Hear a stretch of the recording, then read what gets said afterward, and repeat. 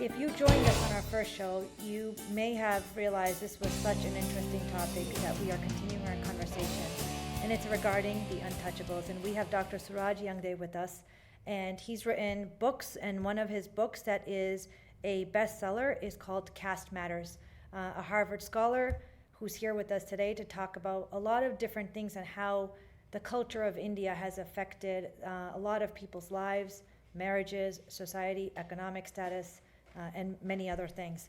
So to continue on your last comment, which I had to state, we have to do another show, was your comment was about how regardless Hindus or Muslims, we talked about how the caste system is in the Hindu religion, which kind of then we see the reflection of it in society. But because Muslims or Islam from different countries and different ethnicities came to India, a lot of the untouchables and the lower castes converted to be Muslims. But because they converted to be Muslims, some of that behavior and that caste mentality still exists within the Muslim cultures of India. Mm-hmm. And I'm glad you said that, because growing up with Indian ethnicity and specifically being Hyderabadi, I've seen this throughout my life. So I'm going to tell you a couple of things that I've seen, and then I would love for you to comment on where this history comes from.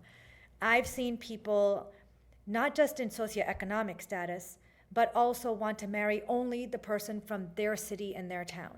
And any other place in India and any other state, could it be of the same religion, same economic status, is never good enough. So they're always looking for, someone down the street from their old hometown. Or their old ethnic community. So the other thing I have also seen is that there is a lot of concentration on skin color. And I believe that's a really, really pertinent topic to talk about, especially in this country right now when we're talking about racism. Mm-hmm. Because I have seen in India colorism to no extent, where people are criticized, not good enough, cannot be married, even if they are from the same town, from the same economic status, with the same education, with the parents getting along, and still the one thing that will leave them from saying no is because of skin color. Now, I have been told that sometimes this comes from the fact that most Muslims that conquered India over the 700-800 years were light-skinned because they came from the Arab countries or, Turks and whatnot. And because the Britishers were light-skinned, this concept of light skin has just because of the colonialism. But from what you're saying, I think that also comes from the caste system. Exactly. If you're telling me that the caste system just kept going and going and you couldn't really marry out of it, couldn't get yourself out of it, from what I understood from learning and being in India, just briefly, what I know about it is untouchables were always the darker skinned, mm-hmm. Which I think also translated into the Muslim Indian culture. Mm-hmm. And we still see it till this day, where beauty is considered light-skinned. We see it in Bollywood. All the movie actors and actresses are all fair-skinned, or they bleach their skin to be fair-skinned. Mm-hmm. We have advertisements, and I know it's big in the news, of Fair and Lovely, right? About this cream. It's actually just a cream, but they market it as Fair and Lovely. Mm-hmm. I can share you stories about how I've dealt with colorism, not only within my own family, within my own community of South Asians, mm-hmm. Within of what I've seen on TV in terms of movies, mm-hmm. Commentary that I've gotten about my own kids, because I might be one of the darker one in my family, but my kids are varied skin colors, but we get comments all the time between siblings. It's very sad. So I would love for you to tell me how much of this is colonialism, how much of this is caste, how much of this is all of it put together, and how do we get out of it? I'm so glad, and thank you for sharing your story. And also I think before we talk about this concept, let me just take you slightly about 4,000 years ago. So when the Aryan, the so-called Central European and East European immigration happened to India, there were native societies existing in Indian context. So the Varna, so Indian caste system is known as Varna system, Varna, Varna. Varna literally translates means color. Okay. So the caste system was It's based established on color. on the color idea. And now if you think about it, if Indians... Because it was the Aryans who did it? So why would one distinguish within color if the South Asians living in that plateau or in that region are of similar, if you will, color? Right. There were certain things that needed to be made to make immediate differentiations. So by this time, you didn't have caste distinctions established into a society because this is the egalitarian society and you just come and tell me I'm untouchable or I'm a Brahmin, who will accept? So the first precursor was color to kind of quickly demarcate between the native, indigenous, and the non-native people. Okay. And once this colorism was established over several generations, then we see slowly maturing of this into caste system. Then it kind of becomes very frozen caste-based hierarchies. And the colorism idea still persists through the caste angle. Very unfortunately, Asima, what happens in Indian context is every problem in India has an origin of caste. But that is never discussed, and that's why we have calamities. Because so many years of our, 70 years of India's independence, but also, so many years of civilizations, why have still not we tackled this very important problem? The innovations don't exist in India almost that can recognize for some, Nobel Prize. We don't get, the creativity is coming around that. We don't get Oscar movies. The creativity is submerged. Why? Because there is a huge mass of people who are depressed for their caste angles. Now, having said that, the colorism in India is a maturity. So first it was colorism, casteism. Now it is casteism, colorism. Okay. That's how it kind of pans out. But the caste as a core remains into that. That's why in cinema, for example, you were talking about the colors, right? I never in my life, and this is again coming from a mom and dad generation also, we never opened or switched on the TV to see us reflected there. And when I say us, the people with our caste backgrounds. They didn't have... Or skin color. Or skin color for that matter. But when you relate to it, and then the person who's darker skin is a comic character. Yes. Or someone who can be Or ridiculed. a villain. Or a villain. And and this is very shameful. The Bollywood recently got African actors to play as rapists or villains. And these are like bulky people, and this is totally fitting into the stereotype. And again, the East European white girls are invited to dance as the background dancers Noticed, in I the don't bikinis. really watch Indian movies. I have to. Well, me too. I very rarely, in the last 20 years, I could probably Good for count you. like 2 or 3 Good Indian for you. movies that I have ever watched. It's because when I was younger, we watched Indian movies because my family did. But what I was very confused as a child was, why do those people not look like most Indians? Exactly. And as a child, I was confused. Why do these people look like like very few Indians, but not most Indians? Mm-hmm. And I what you said is I've noticed in the latest movies, because sometimes once in a while at my family's house or a friend's house, they'll have something going, and I've started noticing East European girls being dancers in the back, which never happened when I used to 20 years ago or whatever, but it's been more common now. See, but that's I'm a little confused, because the reason why I'm confused is because when I was a girl, a smaller child, younger age, and the Indian movies were on, the explanation that I got is the dancers in the back had to be darker than the hero in the front so that she would look lighter. So when I am now recently seeing Eastern European girls being dancers in the back, I'm confused. How is that reflecting that this new Indian heroine is as white? I don't know. Is it changing? Is it what's going on there? Well, that's a very apt observation. And so this is how we see. So first of all, many Desi kids who grew up in diaspora have a connection to their origin through Bollywood.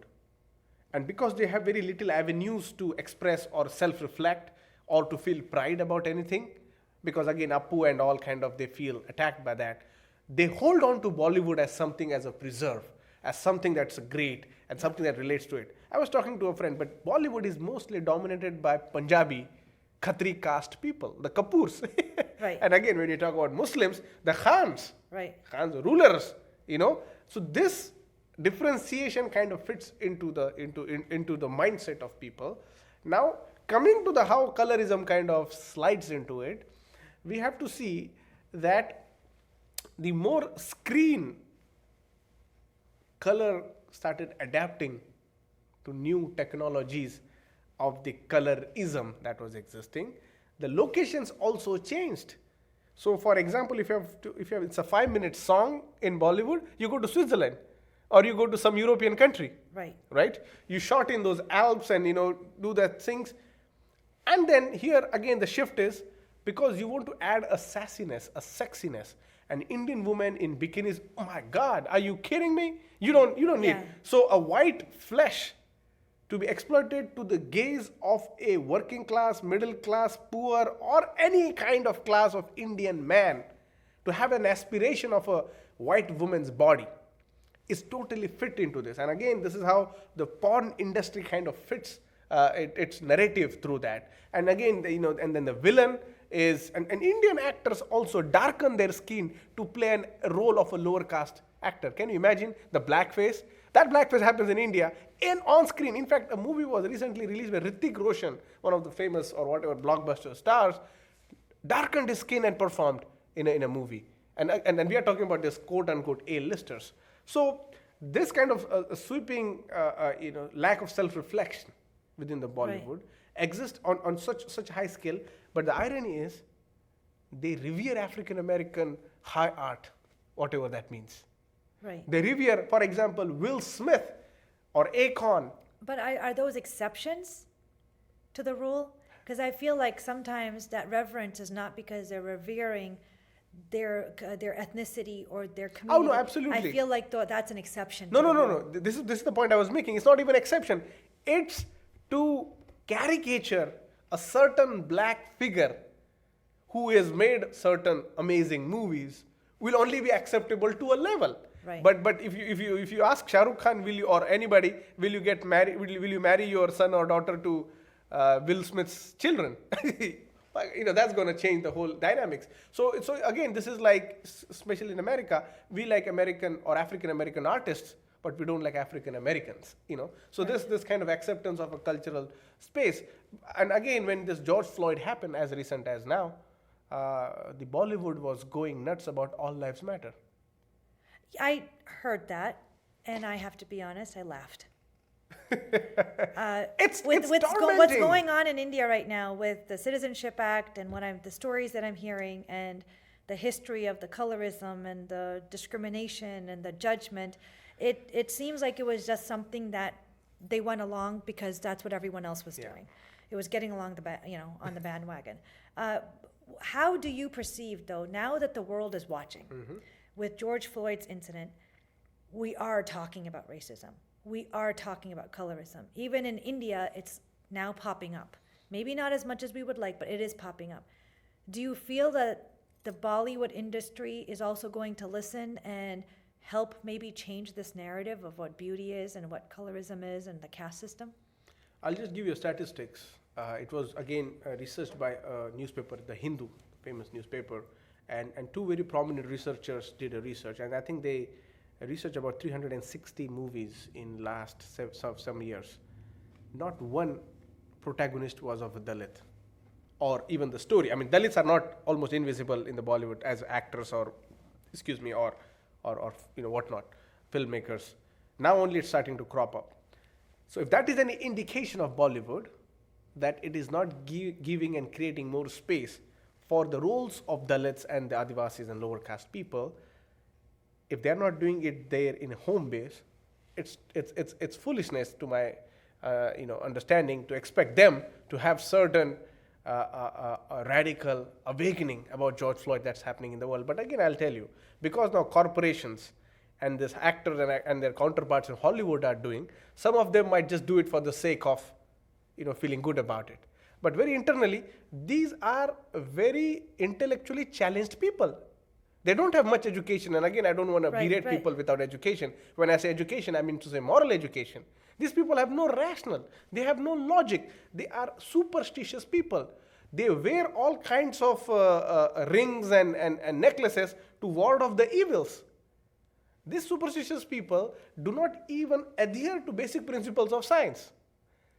How can we then expect a certain 21st century role model from these people who are still living in medieval era mentality?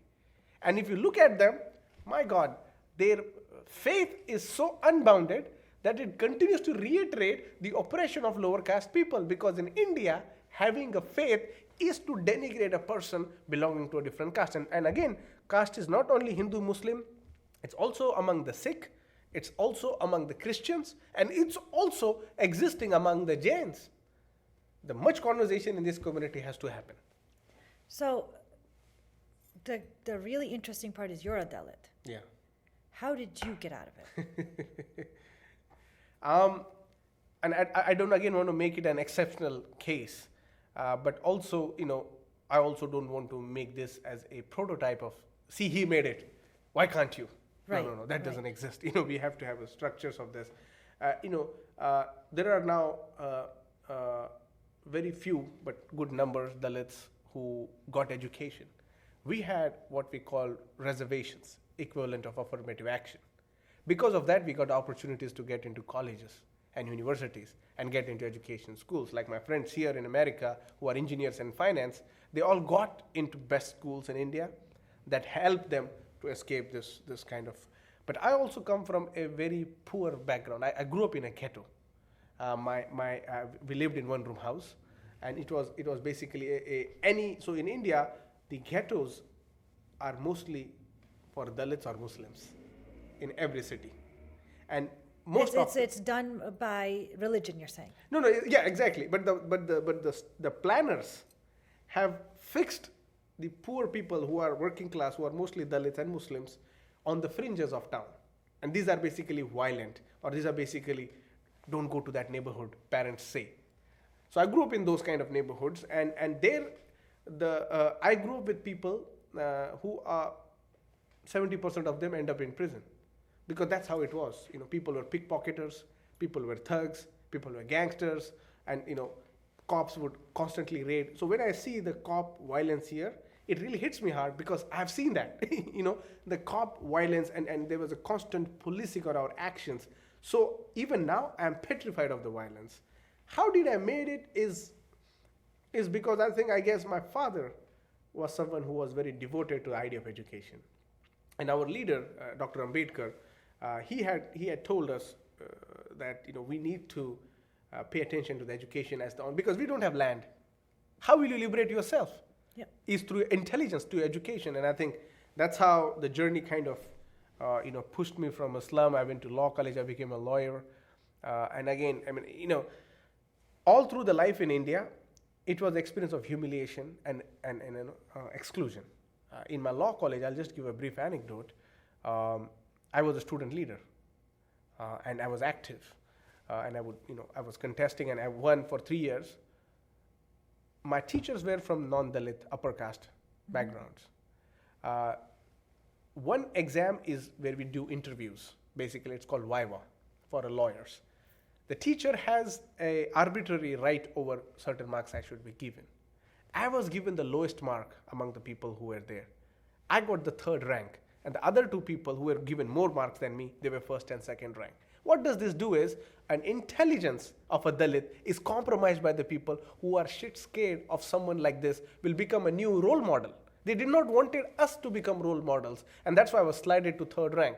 This is how articulation of an atrocity takes place in education institutes. So again, how did I made it is relevant, but also there has been a repeated episodes of tragedies that kind of make you or prepare you to this kind of ways.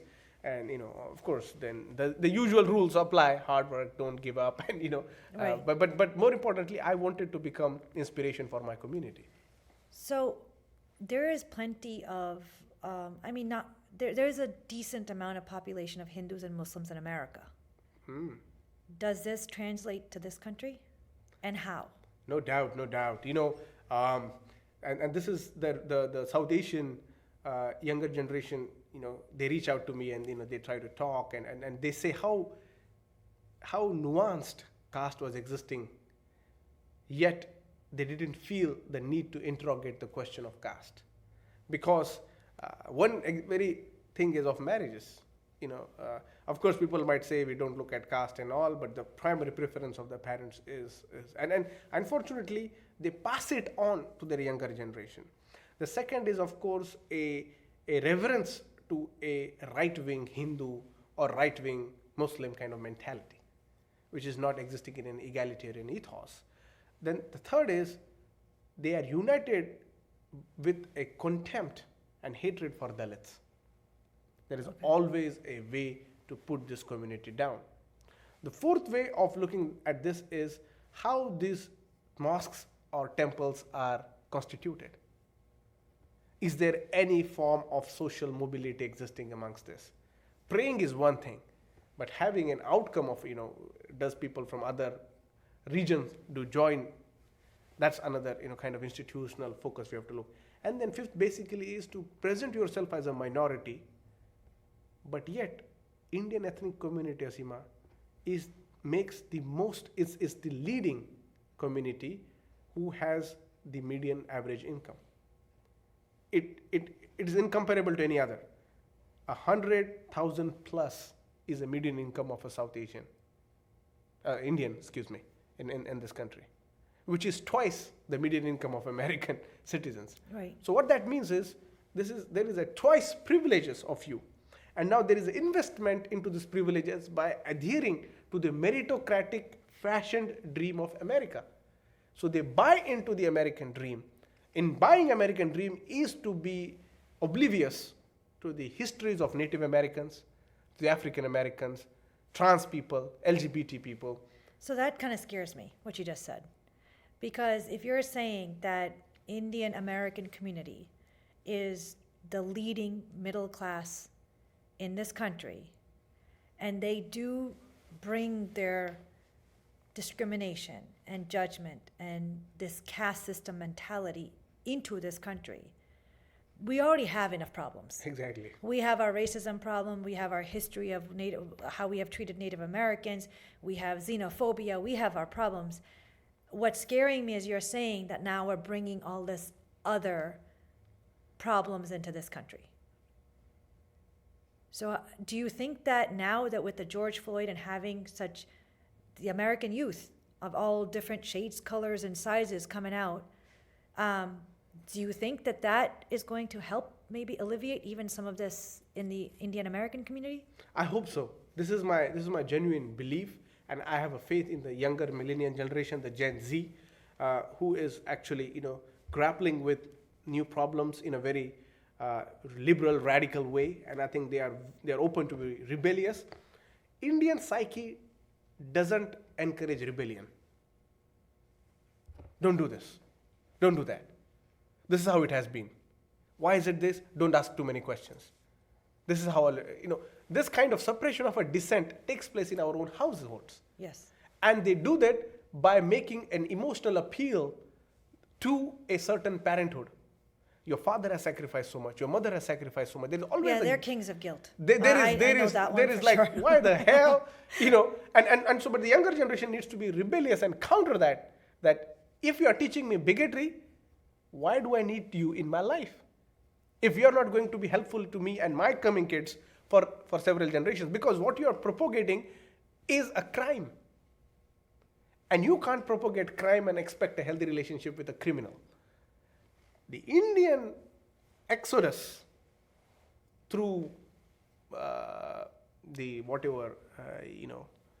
India's regions and whatever social situations that have come to America has really retained a specific superficial structure where you will see the Indian lobby heavily lobbies for their own benefits. I mean, tell me one South Asian group who has at all made any investment in addressing the issue of caste, let alone tackle. You will not hear it. I mean, how can you be North American living in Paris and not talk about race? Well, I mean, growing up in a immigrant family, being American and having the American mentality, I think I can phrase what you're saying, and correct me if I'm wrong. Yeah. Growing up, I always thought let's be individuals, and we are individuals, and we kind of can show our individualism. When I had visited India, what I noticed was conformism. Do not stand out, just look like everyone else, think like everyone else. Don't ask, like you said, don't ask questions, don't shake the boat, right? But when you have Indian Americans now, I think, how are they going to be resolving those two clashing, ideologies? I think, and I think this is upon our younger generation. Again, I'm going back to younger generation because it is with them I have to live the rest of whatever life I have. And I think they need to start disowning certain things. And if that means a certain bigotry of parents, it has to be disowned. We cannot compromise. You can't have a homophobic parent who is again suppressing your own sexual desires. That just cannot happen. It has to be a pure divorce from that mentality. With the American experience, I think what it should do is the Indian community who goes to Indian American community who goes back to their country of origin should actually spend time in slums and villages where majority poor and Dalit community constitute, and try to understand their experience. Many of these things, what happen is when you go home, because you already have made it here, you already have rich relatives, you have a good house, you are very protected, there is a car coming to at airport, there is no hustling. You just slide into this middle class Indian life, and then the relatives come and they pompously celebrate you. This kid is from America, she is doing this, this is doing that. And this is a very unreal narrative of very tiny minority of middle class kind of penetrates into the larger features. And I'll tell you a very brief example. A friend who belongs to a dominant caste, we call upper caste, she's Indian American. She went to India, she went to Bombay, and she all these poor people and all, and she couldn't make, she was very disturbed because, and she told me that when she went to this place, she couldn't communicate her realities with the poor people. And the poor people, when they were talking to her, she realized that she was really brought up in a very facade kind of cover-up mentality. And I think her experience had really taught to her that she has a role to play in this complicit system. Unfortunately, we're out of time, but to wrap up, I just wanted to share with you my experience, and hopefully you can take what I have learned myself, even though I'm Indian ethnicity. When I went to India a few years ago with my husband, who had never been to India, he was there for work, and he was shocked because the image that you get when you visit India, especially if you're of money or if you're coming from America, you see that facade, as Dr. Suraj was saying, you see the facade of great culture and food and whatnot. But I request you, go around the corner, go around the corner down the block behind your hotel room and see what the real India looks like. And then go around the block some more, and you'll see some more of India, what real India looks like.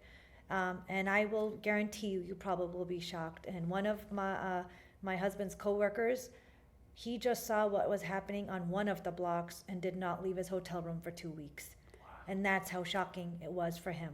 So what I hope you learned from here is there's a lot of people around this world living a life that we don't understand, and that as human beings, I feel that it was a perspective and a show that I needed to share, so that if you would like, please learn about this and see if you can help our fellow humans. Thank you for watching Perspectives with Asima Silva.